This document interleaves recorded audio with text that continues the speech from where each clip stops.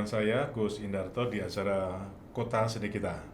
Ini adalah acara yang berbicara tentang seni dan budaya yang kaitannya dengan dinamika dan perkembangan Kota Yogyakarta. Kali ini saya kedatangan seorang tamu yang saya kira cukup memberi warna pada dunia seni musik di Yogyakarta, yang dia adalah pengelola, atau nanti persisnya seperti apa kita akan berbincang dengan sosok Aji Wartono. Halo Bung Aji Wartono. Halo Mas Gus, saya mau ngundang Bung kok tadi bungkus gitu katanya gak enak ya. Nek bro konotasinya apa? Ya. Ayo. Nah, gimana kabar? Baik? Alhamdulillah baik Mas Gus. Ya. Nah, Mas Aji Wartono ini sudah dari awal itu ikut terlibat dalam event yang namanya Ngayog Jazz. Nah, Anda posisinya sebagai apa dari awal dan sekarang? Dari awal saya sebagai board ya, karena sebenarnya ada 7 penggagas ya yang kemudian menjadi board semua. Nanti dia membawai banyak sekali divisi gitu ya. Jadi ada saya, kemudian ada almarhum Mas Jaduk Varianto sebagai penggagas utamanya. Kemudian Mas Jaduk, mudah-mudahan melihat ini di surga sana. Amin. Kemudian ada Mas Anur Arif, dia owner Dagadu. Kemudian ada Mas Bang Paningron dari Jalan Production, ada Mas Windra, ada Mas Hatakawa, kemudian ada Mas Hendy, dan saya sendiri gitu ya. Ya. Sudah berapa tahun akhirnya kalau hari tahun ini masih ada Ngayog Jazz? Kita ada di dari mulai 2007 ya. Jadi tahun ini sebetulnya 19 ya. 19. Masuk 19 ini, tahun depan kita masuk ke 20 sepertinya gitu. Wah. 19 tahun. Eventnya sudah berlangsung hampir 2 dasawarsa. Iya. Dan yang saya harus tekankan, event ini berlangsung dan ditonton secara gratis. Betul, Mas Gus. Kenekatan dengan kegilaan seperti apa sih yang bisa menyajikan sebuah event untuk publik gratis itu?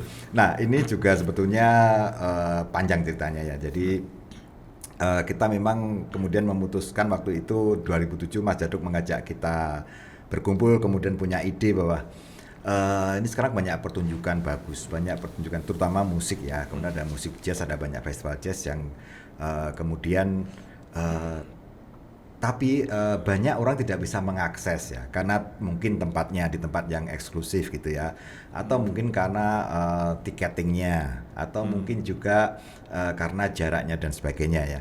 Jadi kemudian ini ya kita membuat satu event yang kemudian bisa diakses oleh semuanya gitu ya. Tidak hanya bisa diakses oleh para penggemarnya, tapi justru ini bisa menambah daya dukung terhadap kesenian itu sendiri gitu ya. Dan kesenian juga diperluas, tidak hanya jazz sebagai base-nya gitu ya, tapi ini juga harus berkolaborasi gitu ya. Kemudian kita ide-ide, kemudian lah kita kemudian membuat di satu desa, membuat bukan orang-orang yang harus kemudian datang ke tempat pertunjukan, tapi kita yang mendatangi tempat pertunjukan itu. Nanti kita juga akan mengajak semuanya. Dan juga idenya waktu itu, nanti penonton itu tidak hanya orang yang kemudian menonton, tapi dia adalah sebagai tamu yang juga ikut kita ajak untuk terlibat dan dalam kutip kalau bahasanya Mas Jaduk itu nyengkuyung event ini gitu ya. Itu akhirnya kita di desa, kita mengajak desa itu terlibat. Jadi desa itu tidak hanya sebagai tempat, desa itu adalah sebagai penyelenggara juga. Jadi idenya justru yang menarik, karena idenya justru ini kita memakai bukan tempat yang mati, yang ruang kosong kemudian kita mengadakan event, tapi ini ruang hidup yang kita harus banyak berinteraksi, banyak kemudian melakukan dalam tanda kutip mungkin semacam eksperimental sosial gitu ya terhadap ruang ini gitu. Jadi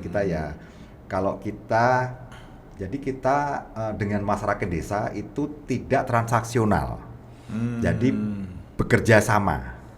ikut terlibat gitu ya. Jadi kalau kita misalnya nanti kemudian selain kemudian supaya ini bisa diakses orang banyak kemudian gratis, kita juga nanti hubungannya kalau ini kita tiketkan itu selain ruangnya yang mungkin tidak memungkinkan karena di desa yang sangat terbuka, itu juga nanti kemudian kita takut itu berubah menjadi bukan lagi kita mengadakan kerjasama sosial, tapi udah kerjasama transaksional. Nah itu yang kita hindari dari sampai sekarang. Nah menariknya tim Ngayog-Jas tidak melakukan invasi seperti dalam tanda kutip ya, invasi di situ dan kemudian kampung atau orang warga yang ketempatan itu sebagai objek tapi subjek juga ya. Betul.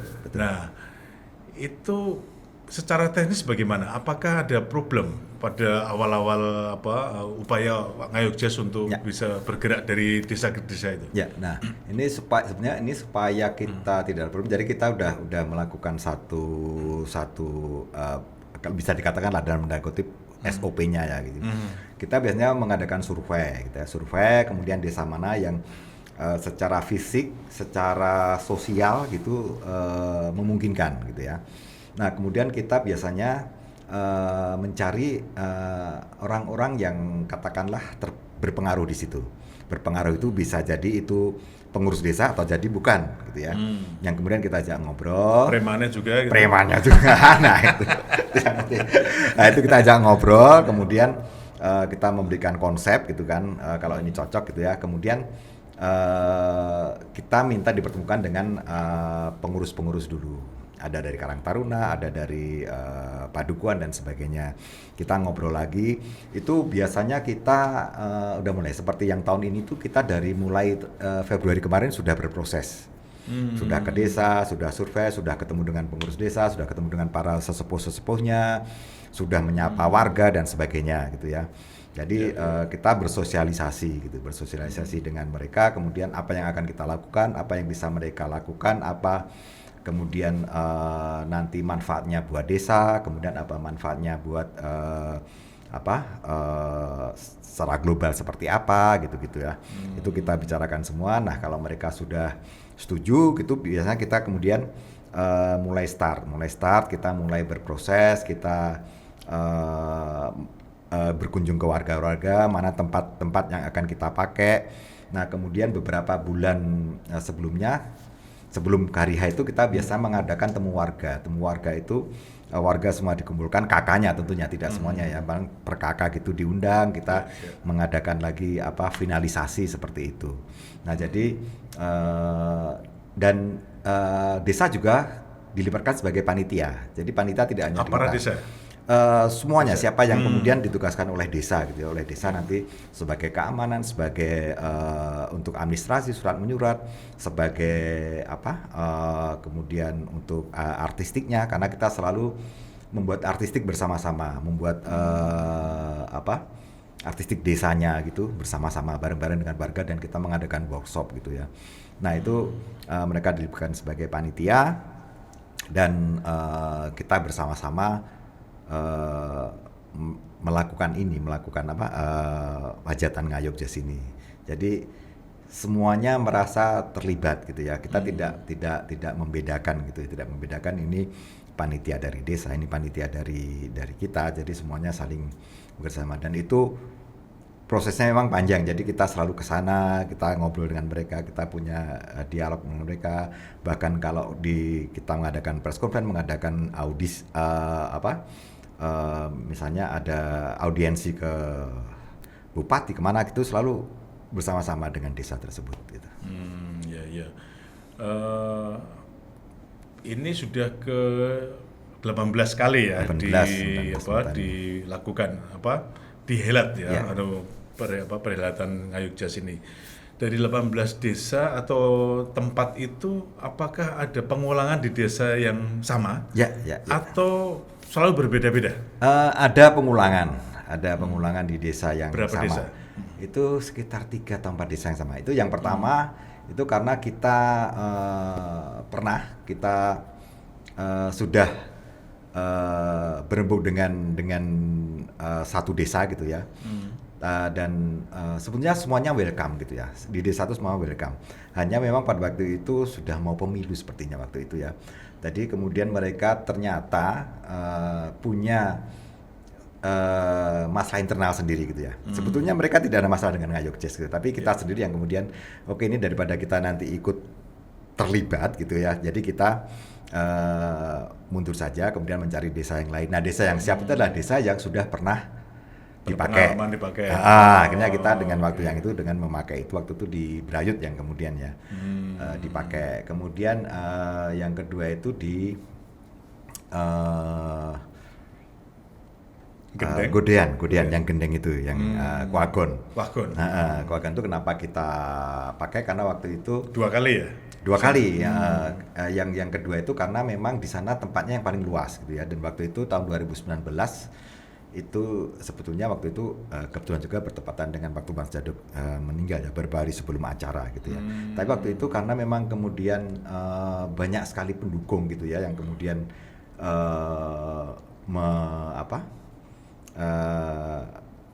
untuk mengisi Ngayog Jazz dengan segala macam programnya itu satu-satunya desa dengan keluasan yang memungkinkan adalah di sana gitu ya.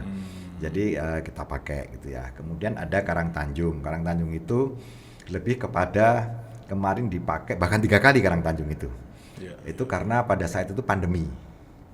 Waktu pandemi kita merasa bahwa kita harus tetap ada gitu ya, walaupun online. Jadi pentasnya tetap offline, tapi kemudian tidak bisa didatangi, hanya dilihat. Jadi yang melihat hanya orang-orang desa saja. Nah itu kenapa Karangtanjung, karena dari segi posisi dia sangat memungkinkan kalau kita ingin menjaga bahwa nanti tidak ada orang yang bocor kemudian penonton banyak masuk gitu ya. Dan mereka sangat siap dengan segala macam protokoler. Waktu itu pertama kali kita memakai Karangtanjung pas pandemi itu di sana tidak satupun yang terpapar gitu ya kan. Jadi kelayakannya sebagai desa yang sehat yang ini itu sangat ini. Jadi ada beberapa pertimbangan seperti itu. Menarik juga sebetulnya kalau kita lihat fakta-fakta ya Bapak. Ngayog Jazz itu sekali lagi saya katakan tadi yang pertanyaan pertama itu menggratiskan penonton untuk menyaksikan perhelatan itu. Padahal ini kan melibatkan banyak pemusik, tidak hanya dari Jogja, dan mereka kan butuh transport, butuh macam-macam. Nah, bagaimana persoalan pendanaan itu? Ya ini pendanaan itu kita dari sponsorship ya, sponsorship. Kemudian 2017 itu mulai pemerintah ada yang masuk ya dari Kemenpar gitu, kemudian beberapa 2017. kali 2017 setelah 10 tahun ya? Setelah 10 tahun.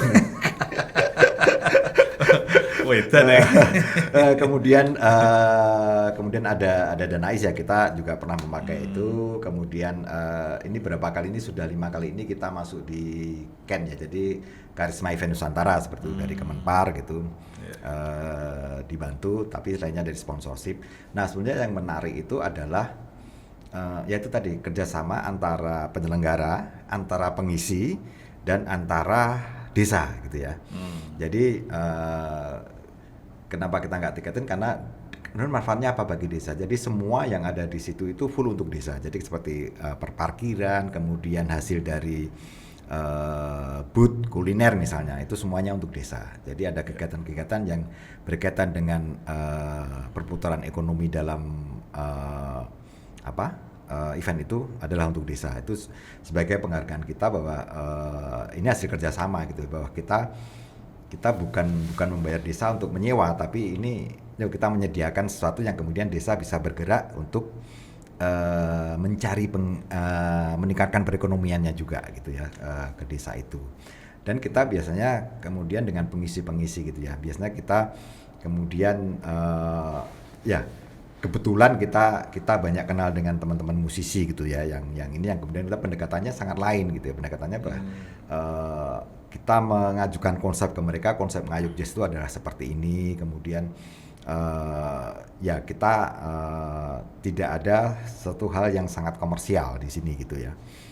Jadi mereka rata-rata tahu gitu, dan bahkan alhamdulillah gitu ya, para musisi-musisi itu malah kadang-kadang memakai ngayog jazz ini untuk benar-benar berekspresi menurut keinginan mereka gitu ya. Jadi kadang-kadang seorang musik itu aku boleh nggak menampilkan seperti ini di ngayog jazz? Oh boleh aja gitu. Karena kalau dia menampilkan ini di mungkin festival yang lain di komersial mungkin tidak akan bisa gitu ya, karena mungkin karena Ada batasannya. keterbatasan, kemudian ini festival yang mungkin harus komersialisasi musiknya harus ada yang mudah kemudian diterima penonton dan sebagainya. Nah kalau di ngayog jazz kita lebih membebaskan gitu ya, mereka mau bereksperimental, mereka mau membuat sesuatu yang baru, mereka mau berkolaborasi. Jadi bahkan mungkin ada beberapa pertunjukan oleh seorang musisi mungkin yang sudah terkenal dan sebagainya, dan itu hanya dia tampilkan jadi ngayog jazz. Mungkin di festival lain dia tidak akan menampilkan itu. Jadi dia berkolaborasi dengan siapa gitu di sini. Bahkan kadang-kadang ada spontanitas yang mengejutkan gitu, bahwa kemudian seorang musisi tiba-tiba dia bertemu temannya di ngayog jazz gitu, selama musisi aku nanti tak ikut pertunjukanmu aja ya. Jadi tiba-tiba jamming bareng pada saat pertunjukan gitu.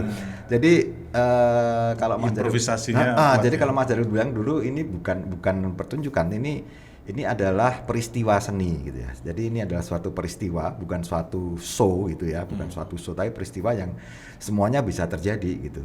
Dulu pernah ada seorang musisi gitu ya, dia sampai hari H itu masih belum bisa memastikan sebelum hari H lah berapa apakah datang atau enggak gitu kan. Tiba-tiba dia hari H datang. Dia kan nggak punya teman gitu kan untuk bermain sama. Akhirnya dia dari panggung ke panggung dia ngejam. Ikut ini, jadi dia keliling dan itu jadi asik banget gitu loh, jadi asik. Dan itu hanya bisa terjadi di ngayog jazz ya. Ya, karena kita emang fleksibilitas, bukan konten musiknya, tapi bagaimana kemudian ini menjadi ruang sosial antara penonton, musisi, desa dan sebagainya itu. Atau juga bagi sebagian penampil atau artisnya itu ngayog jazz sebagai ruang untuk membranding atau menguatkan branding mereka. Nah, kalau itu ya, tapi tidak sepenuhnya, tapi lebih kepada sebagai ruang kebebasan ekspresi mereka ya, sebagai mereka kadang-kadang musisi-musisi punya idealisme yang ini ya, yang kuat gitu ya. Tapi karena seorang musik kan juga mereka harus bekerja untuk menghidupi musiknya dan dia sendiri gitu, dan jadi kadang-kadang kan kalau yang keluar ke publik itu kan harus berkompromi gitu ya. Tapi kalau di ngayog jazz bisa jadi mereka betul-betul yang aku inginnya musikku seperti ini loh, aku sebetulnya bisa bermusik seperti ini, yang aku explore itu banyak sekali. Nah itu yang biasanya mereka tampilkan di ngayog jazz gitu. Ya. Tapi kalau konkretnya mereka yang tampil itu sebetulnya, maaf mungkin teknis ya, tapi orang selalu bertanya-tanya nih, benar nggak mereka bahkan ada sebagian tidak diberi honor, atau juga mereka mengupayakan sendiri, atau mereka mengupayakan sponsor sendiri untuk bisa datang ke ngayog jazz? Semuanya saya kira. Jadi semuanya, kita ada yang memang kita hire karena mereka memang kita tahu bahwa musisi punya manajemen sendiri gitu ya, memang harus mereka hidupi.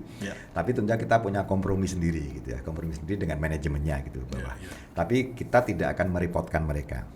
Ada musisi-musisi yang memang dia punya proyek nih, aku pengen tampil di ngayog jazz gitu ya. Oke deh, aku cuma bisa menyediakan ABCD gitu ya. Itu bisa juga terjadi gitu ya.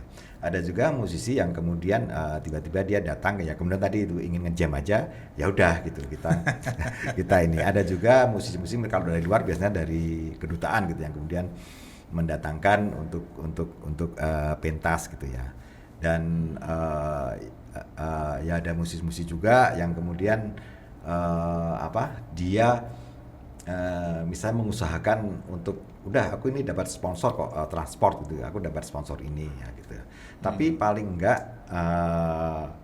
kita tetap menghargai mereka, tetap memberi penghargaan kepada mereka lah. Paling enggak kita juga tidak kemudian semuanya musisi yang menanggung gitu. Tetap harus ada penghargaan dari kita gitu ya. Tetap ada walaupun mungkin kalau Ngayog Jazz mungkin tidak seperti festival yang lain yang kemudian memang secara komersial memang dimaksudkan secara komersial sehingga punya daya dukung yang ini. Karena kalau di Ngayog Jazz panitia Ngayog Jazz sendiri sebenarnya tidak mendapatkan tapi tidak menekankan kepada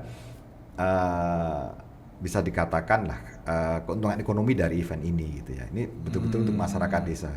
Karena masyarakat desa tadi itu bukan kita perlakukan sebagai objek, sebagai tempat gitu ya, tapi yuk kita menyelenggarakan bareng-bareng gitu. Nah, kembali ke soal tempat tadi ya.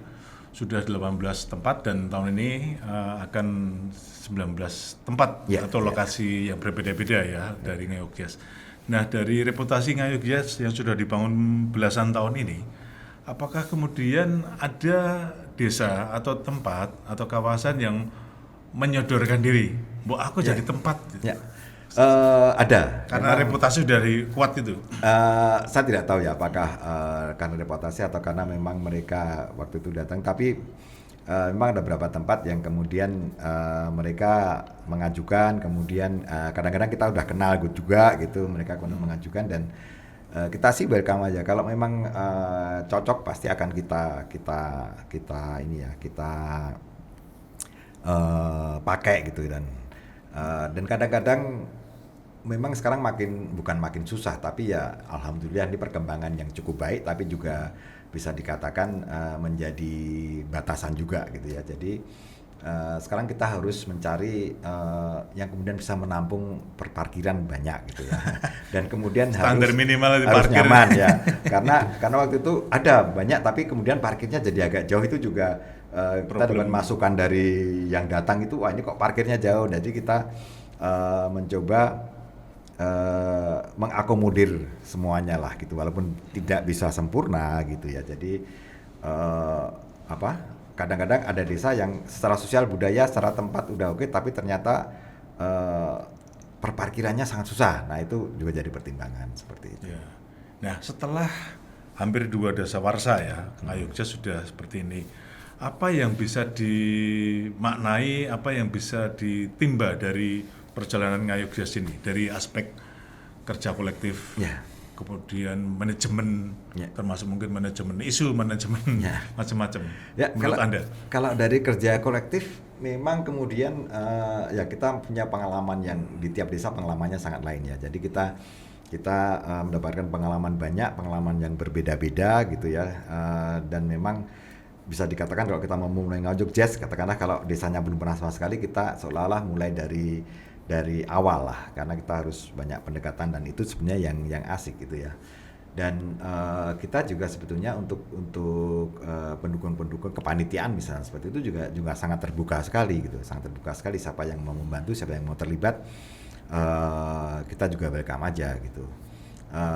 Kemudian ya dari manajerial memang kemudian kita menemukan hal-hal yang kemudian bisa dikatakan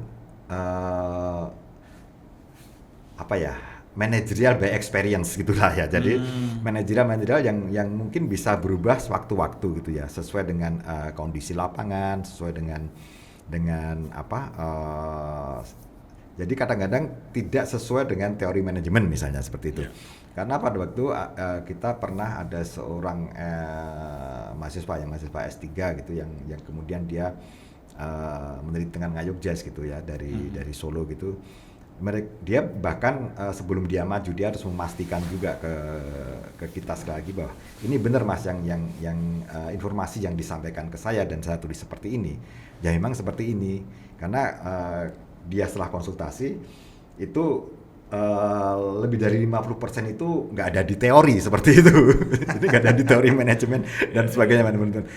Tapi ya ini gitu loh, bahwa kemudian kita mendapat pengalaman bahwa ya teori itu memang ya benar-benar dari experience gitu ya. Jadi dari pengalaman kemudian bisa menjadi teori gitu. Jadi kalau kita misalnya belajar teori manajemen ya itu sebagai dasar kita untuk menjalankan, tapi pada saat kita berubah dalam pelaksanaannya itu hal yang wajar karena eh, teori dan perkembangan sosial budaya itu kadang-kadang kan kalah cepat gitu ya. Teori yang 10 tahun lalu mungkin saat ini sudah tidak relevan sekarang. Perubahan-perubahannya sangat cepat, ini yang kita alami. Jadi kasus di Ngayog Jazz berbeda ya. Bukan teori yang dipraktekkan, tapi praktek yang kemudian diteorisasikan. Ya, mungkin kalau ada yang menteorisasikan gitu ya. Ya. Terakhir ini, untuk event Ngayog Jazz 2025, gimana persiapannya, tempatnya, dan ada sesuatu yang berbeda kan? Ya, ini kita sudah ada. Jadi kita kali ini masih rahasia nggak ini? Enggak. Kalau dulu memang pernah ya kita ada masa yang kita masih nunggu ini ya. Tapi kalau sekarang kan dengan informasi yang seperti sekarang, media sosial, nah pasti kalau nggak dari kita ya mungkin dari orang lain nanti, dari desanya sendiri. Jadi kita nggak apa-apa sekarang gitu ya. Jadi kita akan ada di Imogiri gitu ya, di Imogiri di daerah Bantul sana. Dan Imogiri Timur, Imogiri Barat ya, jadi dekat makam itu ya. Makam Raja. Dekat makam Raja. Okay. Jadi ada di sana, dan kawan kita sudah ketemu warga, sudah berproses. Kemudian juga kita sudah mengeksplor di sana ada apa saja seni budayanya, ada apa saja yang kemudian bisa expose ya, dan di ekspor juga gitu ya. Kemudian sebagai tempat, kemudian jaraknya juga kita lihat tidak terlalu jauh dan sebagainya ya. Jadi ini kita sudah hampir 4 kali ya udah ketemu dengan warga di sana gitu. Jadi ini tinggal mematangkan saja saya kira itu. Ngayog Jazz tahun 2025 November ya. November, selalu November. Ini kok mendekati makam raja dan makam seniman, tanda-tanda apa ya? Tapi tidak tahu ya. Saya tidak tahu. Ngayog Jazz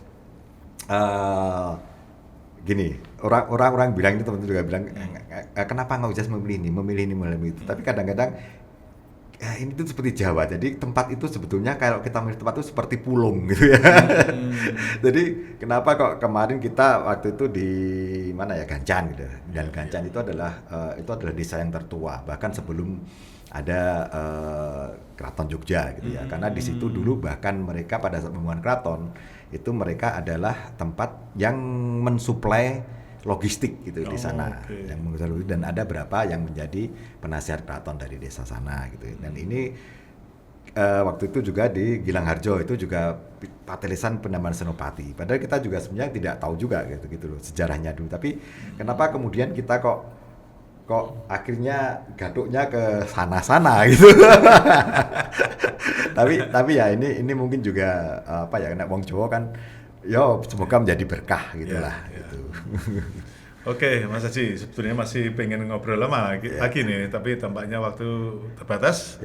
Cukup sampai di sini, dan terima kasih atas kehadirannya di sini. Terima kasih Mas Gus atas undangannya. Sukses untuk Ngayog Jazz selalu. Amin. Dan pemirsa sekalian, sampai cukup di sini Kota Seni kita untuk episode kali ini. Sampai ketemu di lain kesempatan. Makasih.